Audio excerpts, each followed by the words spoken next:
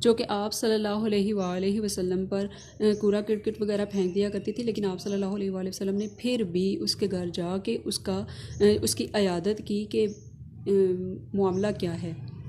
ٹھیک ہے جی. اس طرح وہ بڑھیا بھی آپ صلی اللہ علیہ وآلہ وسلم کے حسن سلوک سے متاثر ہوئی اور وہ بھی مسلمان ہو گئی. اس طرح آپ صلی اللہ علیہ وآلہ وسلم نے اپنے دشمنوں کے دل میں بھی گھر کیا اور وہ بھی آپ صلی اللہ علیہ وآلہ وسلم سے آپ صلی اللہ علیہ وآلہ وسلم کے حسن سلوک سے متاثر ہو کر مسلمان ہو گئی. مفاسد کا زیر و زبر کرنے والا، قبائل کو شیر و شکر کرنے والے. مفاسد یعنی کہ فساد پھیلانے والے جو ہوتے تھے، مشرک جو ہوتے تھے. اسلام کے آمد سے پہلے عرب میں کفر و شرک پھیل چکا تھا.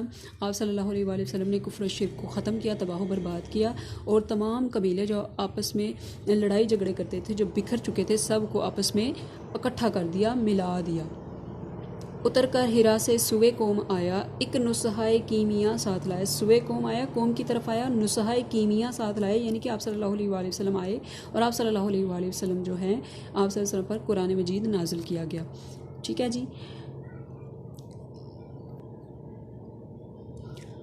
آپ صلی اللہ علیہ وآلہ وسلم کو انسانیت کے لیے رہنمائی اور رہنما اور ہادی بنا کر بھیجا، اور غار حرا میں آپ صلی اللہ علیہ وآلہ وسلم کو مسلمانوں کے لیے قرآن پاک کی صورت میں مکمل اور جامع